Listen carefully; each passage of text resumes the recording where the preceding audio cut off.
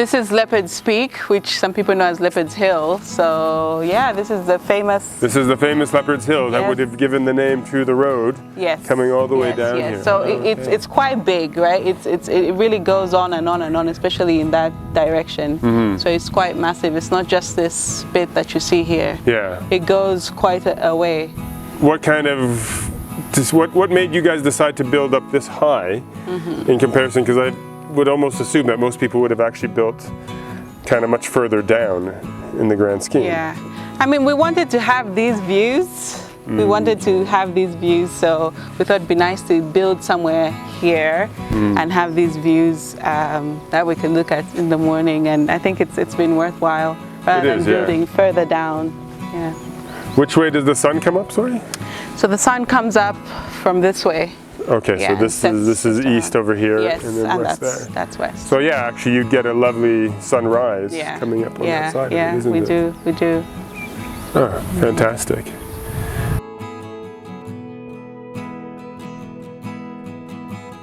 So we've been here for about 2 years and a few months.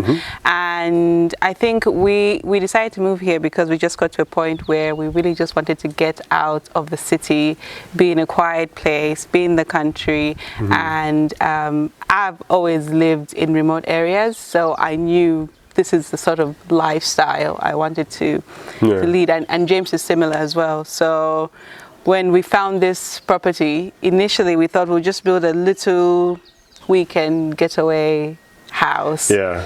And then the more we started building, the more we started to get to know the people, we decided, let's just move here full time. Yeah. Yes. And we didn't really want to have a hospitality business in the beginning, but we just think this place is really remarkable, and we thought, why not share it with other people? Yeah, so, no, it's very nice and relaxing being out here. And the hills especially too, to be able to kind of sit and to see the kind of rolling nature of the landscape is just absolutely stunning. Yeah, and we really love sharing it with people. We meet so many interesting people, and everyone that comes here is just unique, and this is exactly why we built it. Yeah. So. Well, one has to definitely be willing to rough it to get out here. Your road is a bit of a challenge at times, but it is definitely worthwhile to brave that and actually to be here. Kampamba House is an off-grid self-catering accommodation that we offer to people who just want to come and spend a weekend or a few days away from the city, just have like a little cottage of their own. They cook for themselves, they just spend time in nature. What we want to do is just share this place with people so they come and experience it in their own way. Yeah. And we just say, here you go, here's the cottage, and just do what you want to do. Have you had any misunderstandings of people who come and then think that they would be able to order food or things like that? For sure. Another thing we have is people don't realize quite how remote we are and how that we live in a village. I think that's been something that's caught many people off guard. People think you see, when you go to like some of these lodges that are remote, they're not really in a village, they're like in the outskirts, but they're not. But we live in an actual village, and we've had people be like, why don't you have a fence? Is it safe? Is it blah blah blah, you know, all these things. But people in the city don't really understand like the dynamics of living in a village, and how walls and fences are not really something that we do. Everybody knows each other effectively, which in the city you might not know everybody on your street. Or your neighbor even. So, No, that's very true. How did you guys kind of set about developing here? Because you do have a mixture of building materials as well. Right. So the house and the cottages are built from clay bricks that we made ourselves. So we did like a village kiln, and they made them. And then we've also incorporated some of the stones from the hill as well, from the roadside. We've used those just around the property. And was there a specific desire for that? Is that where you kind of more lean to in terms of design? Or obviously getting all the materials out here would be quite a challenge then as well. Yeah. I think both of us gravitate towards this sort of like natural style. Another thing is one reason we decided to build with the bricks is because we wanted to have a similar style to the way the houses look in the village, rather than just having like a townhouse somewhere in the middle of nowhere. We wanted to build something that blended in really well with the environment, with the nature, and all. Yeah. What kind of reaction have you had from the local community to how you've actually set up this place? Because I think a lot of them would be more used to somebody coming in, bringing in all these fancy materials, and then building some kind of palatial-esque kind of, you know, lack of a better word, monstrosity in my terms. That then, as you say, kind of sits like a blight in the landscape. How has the local population kind of reacted to your much more local and pared down designs? To be honest, a lot of the people here, they build small houses.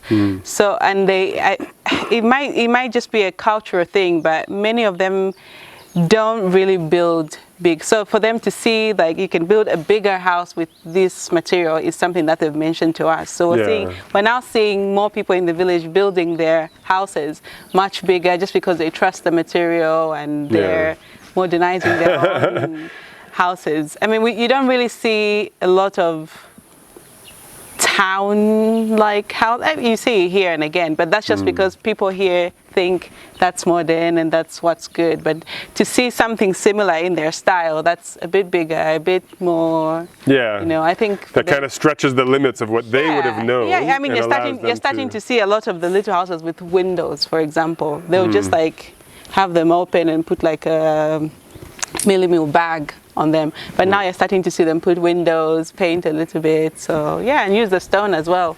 Oh really? Yeah. Because I've always wondered with that. They never thought they never thought that they could do it effectively, exactly. It's a fantastic building material. Yeah. But yeah, no, it's because it is very nicely set out. And then in terms of your garden styles, the decoration around, how have you kind of approached that? Sorry. To be honest, in the beginning it was a bit, let's just see how things go, let's put this here, let's put there, but now we're starting to be a bit more deliberate about having like the formal garden and then just letting the bush grass grow. We're also trying to build our own like kitchen garden, so yeah, just we're trying to see how we can make it just blend in well without looking too polished and whatever, because a big part of why we love living here is that it's in the bush, so we don't want it to be like you don't want to change formal grass everywhere and all that. So we've noticed that since we've started keeping the grass short, there are these little flowers that are coming out that we just didn't see before. And are you encouraging them in any way, or are you just letting them be? We're just letting them be. Just letting them be and seeing how it turns out. We're still learning about plants and flowers and all that. We don't know enough to like start ripping things out or cutting things. So we're just learning right now and letting things grow. Just as Well, a lot of learning can come from observation in the end. And it's always a good thing to, if you don't know anything about it, just leave it until it then shows you it should either be removed or it just, you know, does its own thing, and as you say, all of a sudden attracts much more insect diversity and bird diversity, too, which is a nice thing. As I'm standing here, I can hear you have goats kind of in the background. How do you use goats within your system? Sorry. Okay, so we have goats for our own consumption, and we have a Boer goat.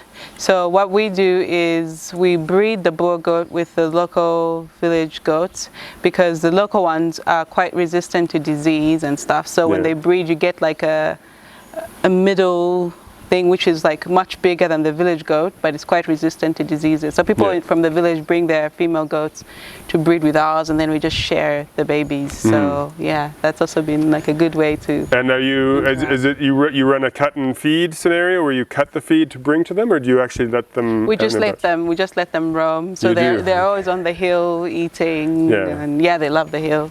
Yeah, no, this time of year there's plenty enough for them. Yeah, no, we just let them roam. Have you been seeing the interest then for people who are wanting to come out here and? Oh yeah, absolutely. We get so many people coming out here, spending the week or spending the weekend.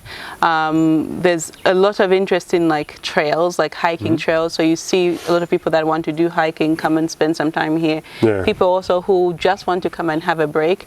We do have remote workers coming to just spend the week to do rest here, or if they're doing their PhD or something, they just come, want to be in nature, and they just want to write, and So we are seeing a lot of people just coming out because they just want peace and quiet. They want the effect of being like in a park type of environment without having to drive too far. Yeah, no, I think it speaks to the fact that Lusaka life and living in Lusaka has it's not that it's gotten harder, it's just that there's a lot more, it weighs more heavily, I think, on people now, specifically, especially the traffic is getting worse. The traffic is getting worse. The population is growing. The expansion of the city and everything like that too, because it is even expanding out this way. Obviously you're far enough away that it won't expand anytime soon, but you can see it still creeping out along Leopard's Hill, effectively. For sure. How can people then kind of get in touch with you if they want to inquire, if they want to book? So we're at Kampamba House on Instagram, and all our contact details are on the page, so they can find them there. Oh, okay. Yes. Oh, fantastic. Yes.